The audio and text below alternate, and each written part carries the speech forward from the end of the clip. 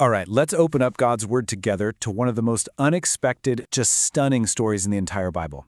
It's a story packed with spies and secrets, and it's all happening in a city that's right on the brink of judgment. But right at the heart of it all is a woman the world had completely written off, who, by sheer grace, becomes one of the great heroes of our faith. So let's dive deep into her story, the story of Rahab in Joshua chapter 2. Okay, so let's get right to the tension at the start of this chapter. You have to feel this. Israel is finally at the edge of the promised land. Joshua is the new leader, just commissioned by God himself. And what's his very first move? He sends spies into Canaan.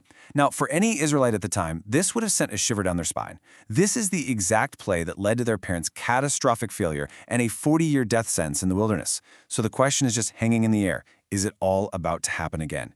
To really get what's happening in Joshua 2, you have to feel the ghosts of the past.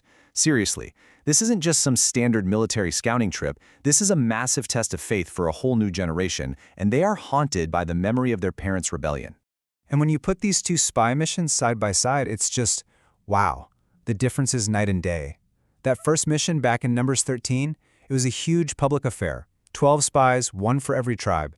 It was supposed to build everyone up, but it ended in total panic and a vote of no confidence in God. But look at what Joshua does. It's quiet.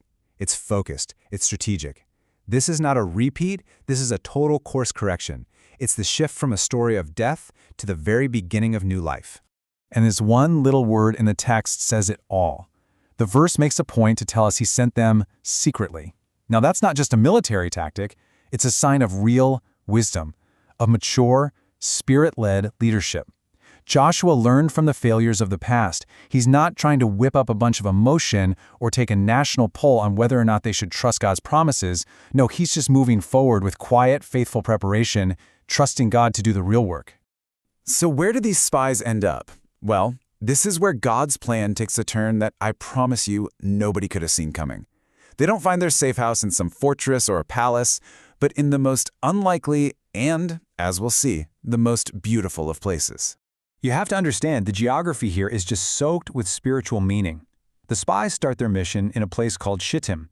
Now, that's the very spot where Israel had just recently fallen into some awful sexual sin and idolatry, and from that place of failure, they go into Jericho, a city that's literally paralyzed with fear, and their destination, the house of a prostitute. This is the gospel in miniature, isn't it?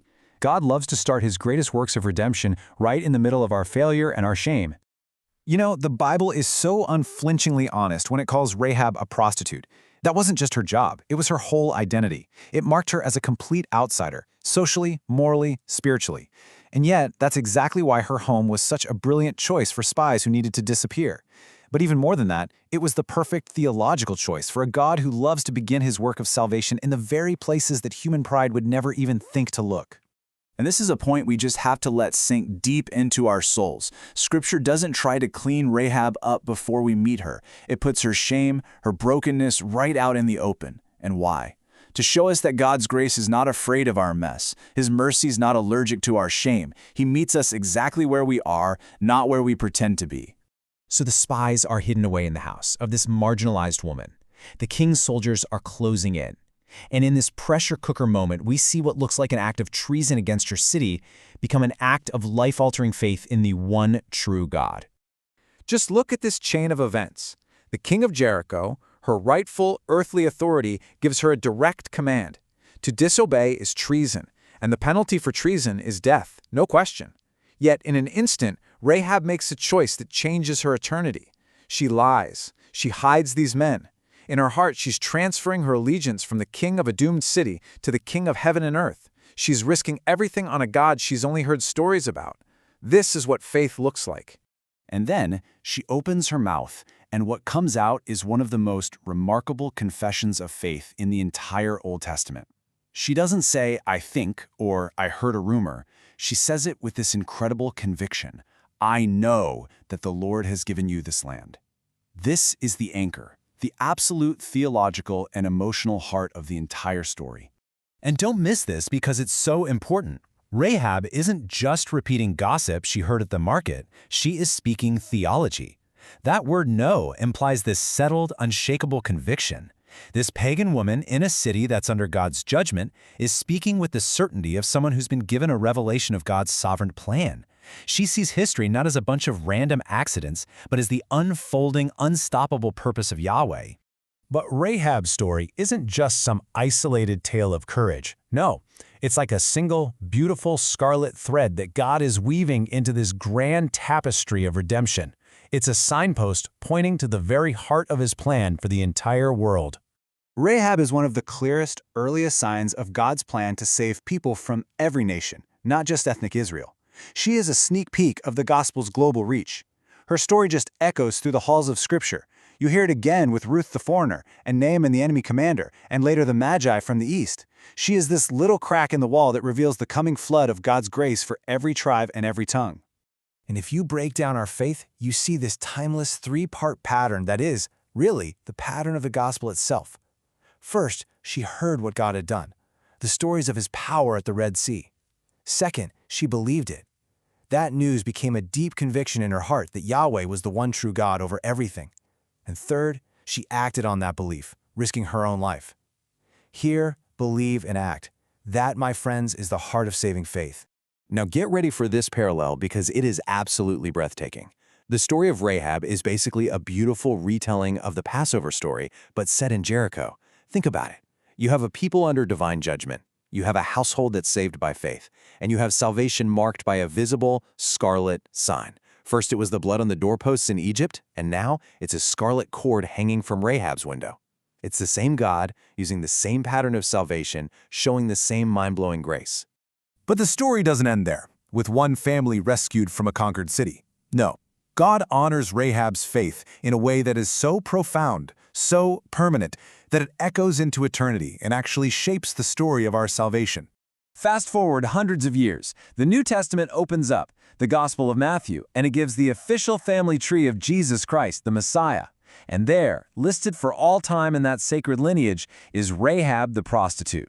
And look at the company she's in. Tamar, caught up in scandal. Ruth, a foreigner from a cursed nation. Bathsheba, a name forever linked with adultery and murder. I mean, this is not the family tree you would invent to build a respectable public image. And that is the glorious, breathtaking point of it all. God doesn't edit his family history. He doesn't hide the brokenness. He puts the outsiders, the shamed, and the scandalous front and center. Why? To shout to the whole world that this is exactly who Jesus came to save. His own family line is a living monument to his mission, to seek and to save the lost, the broken, and the ashamed. So in the end, Rahab's story really boils down to one fundamental choice. The walls of her city, the very symbol of its safety and strength, were about to be turned to dust. She had to choose. Was she going to cling to the false security of a collapsing world, or was she going to abandon it all and cling by faith to the one true God who offers real, eternal safety? And that choice, well, it isn't just for Rahab, is it? It's for every single one of us. She transferred her ultimate allegiance. She chose a new king, a new kingdom. And her story holds up a mirror and gently asks us today, where does our ultimate loyalty truly lie? And to make it even more personal, where is God inviting you right now to take a risk of faith? To let go of the cultural walls you've built for your own safety and security and to trust him instead. A faith like Rahab's is never safe by the world's standards, but it's the only thing in the entire universe that is truly secure. And this is the beautiful, final truth of her story, and ours.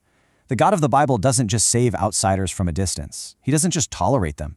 He welcomes them in. He gives them a new name, a new home, and a permanent, honored place in his family. He builds his eternal family with them, and that is the glorious hope of the gospel.